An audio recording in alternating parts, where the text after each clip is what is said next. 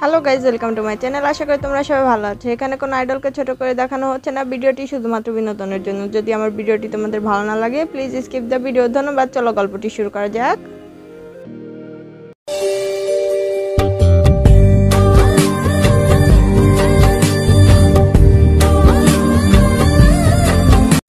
সেদিনের ঘটনার পর থেকে কিছুদিন যাবৎ তে ভার্সিটিতে যায় না। তে বাসায় রেস্ট করছে, সুস্থ হওয়ার জন্য। রেস্ট করছে বলে ভুল হবে, জোর করে রেস্ট করানো হচ্ছে। উনিয়ং তেকে বাসা থেকে বেরোতে দিচ্ছে না, জোর জবরদস্তি তেকে বাসায় আটকে রেখেছে। অন্যদিকে জাংকুক কয়দিনে তের উপর নজর রাখার চেষ্টা করেছে। তে তো ভার্সিটিতে আসছে না, এজন্য যে কিছু ইনফরমেশন জাংকুক পেয়েছে তার উপরেই জাংকুক রিসার্চ করতে শুরু করে, কিন্তু নতুন কিছু সে পায় না। তবে সব কিছুর মাথা যে মিস্টার এফ, সেটা জাংকুক বুঝতে পারে। মিস্টার এফের বিষয়ে ইনভেস্টিগেশন করলে জাংকুক জানতে পারে যে এই মিস্টার এফ খুবই মিস্টিরিয়াস, যার সম্পর্কে কিছুই সে এখনও পায়নি। কিন্তু এই সব কিছুর মধ্যে যে মিস্টার সেওনের হাত আছে সেটা জাংকুক বুঝতে পেরেছে। যে আঙ্কেলকে কিনা সে সম্মান করত, শ্রদ্ধা করত, সেই আঙ্কেলই তাকে এত বড় ধোঁকা দেবে সে বুঝতে পারেনি। জাংকুক এজন্য অনেক রেগে আছে। জাংকুক, কি হয়েছে? কিছুদিন যাবত দেখছি তুই খুব মনমরা হয়ে বসে আছিস, কারণ কি? জানিস সুগা, আমার না এখন মানুষকে বিশ্বাস করতে ভয় হয়। তোকে তো বলেছি পরীর কথা, পরীর আঙ্কেলের কথা। মিস্টার সেওনকে তো তুই চিনিস না। সেওন আঙ্কেল এতটা খারাপ আমি বুঝতেই পারিনি। সে আন্ডারওয়ার্ল্ডের সাথে জড়িয়ে আছে সেটা বুঝতে পারলাম, কিন্তু সে এত মানুষের খুনের জন্য দায়ী আমি জানতাম না। শুধু এইটাও না, সে ড্রাগস ডিলিং করে। আমি এটা বুঝতে পারছি না সে কেন করছে এইসব। আর আমার ভাবতেও ঘৃণা করছে যে উনি পরীর আঙ্কেল। আমি ভাবতে পারছি না, আমি এটা মেনেই নিতে পারছি না রে। জাংকুক, এসব নিয়ে কষ্ট পাস না, কারণ এই পৃথিবীতে এমন অনেক কিছু আছে যেটা সাদা চোখে দেখা যায় না। আর তুই যাকে হয়তো ভালো মানুষ ভাবতিস সে আসলে কখনো ভালো মানুষ ছিলই না। আর তুই হয়তো হঠাৎ করে জানাতে তোর কষ্ট হচ্ছে, যারা জানে তারা হয়তো এটা তো অভ্যস্ত হয়ে গেছে। আমি তোকে একটা কথাই বলবো, যে এটা খারাপ সেটা খারাপ, আর সেটাকে সাপোর্ট করার কোনো দরকার নেই। তাতে যদি তোর নিজের হাতে ওনাকে মারতে হয় তুই ওনাকে মেরে দে, আমরা তোকে বারণ করব না, বরং আমরা তোকে সাপোর্ট করব। কিন্তু সুগা, আমি চাইলেও তো সেওন আঙ্কেলকে মারতে পারবো না। সে যে পরীর আঙ্কেল, আমি কিভাবে তাকে মারি? তুই কেন ওনাকে মারতে পারবি না? তোর কথা মতে তেই পড়ি, আর যদি তেই পড়ি হয়ে থাকে তাহলে ওর আঙ্কেলকে কেন মারতে চাইছে? কেনই বা ওর আঙ্কেলের সাথে ওর এত শত্রুতা? তুই এটা একবারও ভেবে দেখেছিস? আমি তোকে একটা কথাই বলবো, তুই যদি নিজের মন থেকে বিশ্বাস করে থাকিস যে তেই পড়ি আর পরিতে, তাহলে আমি বলবো যে ও যদি সত্যিই পরি হয়, ওর এসবের পিছনে খুব বড় একটা রহস্য আছে, কাহিনী আছে, যে কারণে ও নিজের আঙ্কেলকে মারতে চায়। এখন তুই ভেবে দেখ, তুই পরির কথা ভেবে সেমনকে মারবি না, নাকি পরি মারতে চায় বলে তুই ওকে মারতে চাস? সুগা, তুই ঠিকই বলেছিস। আমি তো এভাবে ভেবেই দেখিনি। থ্যাংক ইউ আমাকে এভাবে ভাবানোর জন্য। আমি এটা শেষ কোথায় দেখেই ছাড়বো। That's like my brother Mafia King JK. Jungkook Jeon ম্যানশনে প্রবেশ করেই ও আশেপাশে কাউকে খুঁজতে শুরু করে। তখন পিছন থেকে একজন বলে ওঠে, মা, তোমার খরগোশ এসেছে, ধরো, তা না হলে আবার পালিয়ে যাবে। পেছন থেকে লিসার এমন হঠাৎ চিৎকারে জাংকুক ভয় পেয়ে যায়। মাথা ঘুরিয়ে পিছনে লিসার দিকে তাকালেই দেখে লিসা মুখ টিপে টিপে হাসছে। তারপরে বামে তাকালেই দেখে যে ওর মা কিচেন থেকে বেরিয়ে আসছে। যাক, আমার গুণধর ছেলের বাড়ি ফেরার কথা মনে পড়েছে, তা না হলে তার টিকিটও তো বাড়িতে দেখা যায় না। আম্মু, এভাবে বলছো কেন? তাহলে কিভাবে বলবো? মাই ডিয়ার মাদার, এত রাখছো কেন? তুমি তো জানোই আমি কতটা ব্যস্ত, আমার হাতে সময় হয় না এখানে আসার। হয়েছে, আমাকে এত কাজ দেখাতে আসবেন না। কি এমন রাজকার্য করে উল্টায় ফেলছেন আপনি? এই কেমন ধরনের কথা? রাজকার্য হতে যাবে কেন? অবশ্য রাজকার্য থেকে কমই বাকি। কিং বলে কথা, কিং এর তো রাজ্য আছে আর রাজত্ব আছে, তাই। জাংকুক পুরো কথা শেষ করতে পারে না, তার আগে জিন তার কান টেনে ধরে। আউচ, আম্মু লাগছে। লাগুক, লাগার জন্য করে দিয়েছি। উনি এসেছে আমাকে ওনার রাজকার্য দেখাতে। এই তোকে না বলেছি তোর এইসব ফালতু কাজের কথা আমার সামনে একদম বলতে আসবি না। আচ্ছা ঠিক আছে, আমি বলছি না। এখন বলো তো বাবা কোথায়?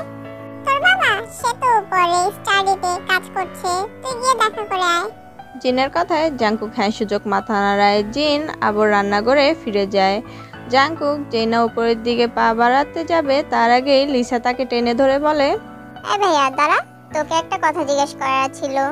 হ্যাঁ পেতনি, তাড়াতাড়ি বল, আর বলে আমাকে ছাড়, আমার আব্বুর সাথে কথা আছে। তুই পেতনি কাকে বললি? কাকে আবার? তোকে। ইউ বানি। লিসা কিছু বলতেই যাবে তার আগে জাংকুক ওর মুখ চেপে ধরে বলে, এইসব কথা বাদ দিয়ে কি বলতে চাস সেটা বল, তা না হলে আমি যাচ্ছি। না না, আমি বলছি আসলে তোর সাথে তিয়াপুর যোগাযোগ হয়েছে ইতিমধ্যে। সেদিনের ঘটনার পর থেকে তিয়াপু তার ভার্সিটিতেও আসে না, আর জিমিনকে জিজ্ঞেস করলে ও কিছু বলে না। তিয়াপুকে কন্ট্যাক্টও করতে পারছি না, তাই আর কি। তুই কি জানিস তিয়াপু কোথায়, অথবা তিয়াপুর সাথে তোর কোনো কথা হয়েছে, কোনো যোগাযোগ? না রে, আমিও তো এর সাথে কন্ট্যাক্ট করতে পারিনি। ওকে যতবারই ফোন করেছি ফোন সুইচ অফ, আর ওর কোনো গার্ডেদের কাছে জিজ্ঞেস করেও কোনো ইনফরমেশন পাইনি। শুধু এতটুকু শুনেছি ও নাকি কুইন ভিলাতে আছে। এখন এই কুইন ভিলা কোথায় আমিও সেটা জানি না। যাই হোক, এখন আমাকে ছাড়, আর বাকি কথা পরে বলে নিস। তোকে আমার আর কিছু বলারও নেই, এখন তুই এখান থেকে যা। তারপর জাংকুক লিসার মাথায় একটা গাঁটটা মেরে দৌড়ে উপরে চলে যায় ওর বাবার কাছে। জাংকুক স্টাডিতে প্রবেশ করে বলে, বাবা কি করছো? ও জাংকুক, ভিতরে এসো। আসলে তেমন কিছু না, অফিসের কিছু ফাইল চেক করছিলাম নতুন প্রজেক্টের জন্য। চাইছিলাম যে কুইন কোম্পানি যাতে ইনভেস্ট করুক, কিন্তু কুইন কোম্পানি তো ইনভেস্ট করতে রাজি হচ্ছে না। আমাকে এখন আবার ওনাদের সাথে মিটিং করতে হবে। ওনারা নাকি আমাদের সাথে প্রজেক্ট সম্পর্কে কিছু ডিসকাশন করতে চায়, তারপরে ওনারা ইনভেস্ট করবেন কিনা সেটাই ভেবে দেখবেন। এজন্য আমাকে আবার কুইন কোম্পানিতে যেতে হবে, এই আর কি। এজন্য কিছু কাগজপত্র দেখে রাখছিলাম। কুইন কোম্পানি ইন্টারেস্টিং, আমিও কি তোমার সাথে জয়েন হতে পারি? না জাংকুক, সেটা সম্ভব না, কারণ কুইন নাকি নিজেই বলেছে যাতে আমি সরাসরি গিয়ে ডিলটা সাইন করি আর ওনাদের সাথে কথা বলি, মিটিং করি। তাই অন্য কাউকে ইন্টারফেয়ার করতে বারণ করে দিয়েছে। মানে কুইন নিজে তোমার সাথে মিটিং করবে বলেছে? হ্যাঁ জাংকুক, আমি শুনেছি এই প্রজেক্টটা নাকি কুইনই ডিল করবে। আমি যদি ভুল না করি কুইন কিছু একটা ভেবেই এই কাজটা করেছে। আর তুমি টেনশন করো না, সবটা ঠিক হবে। যদি কোনো সমস্যা হয় আমাকে জানিও। ঠিক আছে জাংকুক, এখন বলো যে তুমি এখানে এসেছো কেন, কিছু কি দরকার?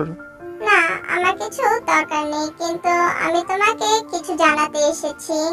তারপর জাংকুক আরএমকে সেউনের সম্পর্কে সবটা খুলে বলে। শুধু এইটাই না, জাংকুক এটাও বলে যে তার ধারণা তেই পরি আর তের সাথে সেউনের অনেক শত্রুতামি, সেটাও আরএমকে খুলে বলে জাংকুক।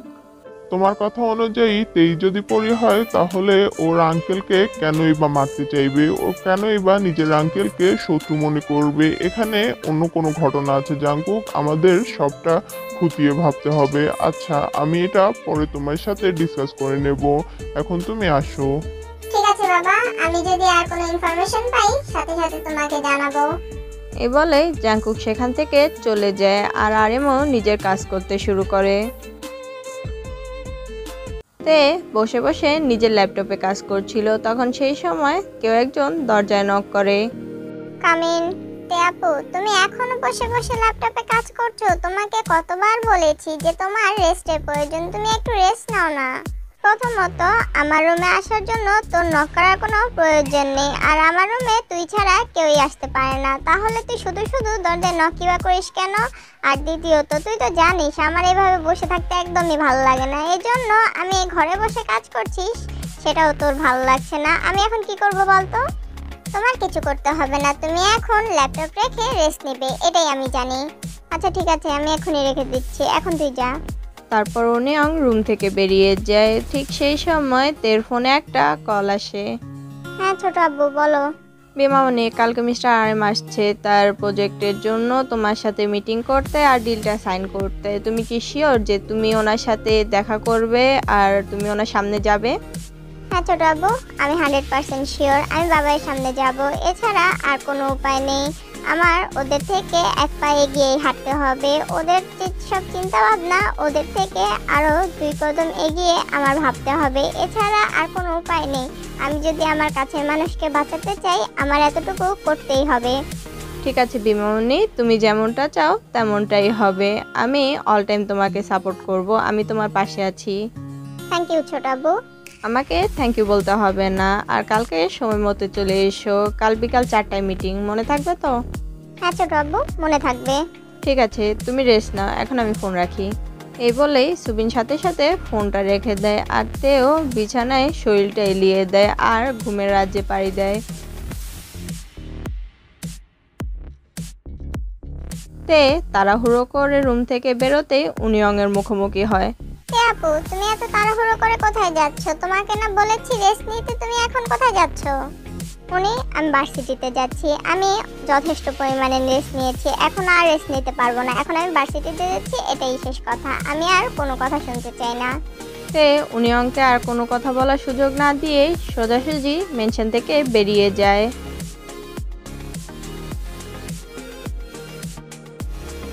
তে ভার্সিটিতে সে প্রিন্সিপালের সাথে দেখা করে তার যত কাজ ছিল সম্পূর্ণ শেষ করে দক্ষিণে সেই বড় গাছটার নিচে এসে বসে।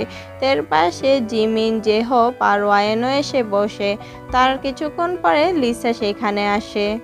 তে আপু, তুমি কেমন আছো? এখন তোমার শরীর ঠিক আছে তো? হ্যাঁ লিসা, আমি একদম ঠিক আছি। তোমাকে টেনশন করতে হবে না। আসো, বসো এখানে। লিসা গিয়ে তের পাশে বসে পড়ে। হ্যাঁ রে তে, তুই তো কখনোই এতদিন পর্যন্ত বেড রেস্টে থাকিস না, যতই অসুখ হোক না কেন। তাহলে এবার কি হলো? আর বলিস না যে হোক, আমার জীবনটা পুরো তেজপাতা হয়ে গেছে। এই উনিয়ংটার কি হয়েছে কে জানে। ও ইদানিং প্রত্যেকটা বিষয় নিয়ে খিটখিট করে। আমার শরীরের বিষয় হলেই ও যেন পাগল হয়ে যায়। আমি একটু অসুস্থ হয়ে গেলে ও উন্মাদের মতো ব্যবহার করে। আর এইসব কারণে আমি এখন মেন্টালি টর্চার ফিল করছি। বাট ওকে কিছু বলতেও পারছি না। তুই জানিস, মাঝে মাঝে ওকে দেখলে মনে হয় যে ওই আমার মা। একদম সম্পূর্ণ মায়ের মতো খিটখিট করে।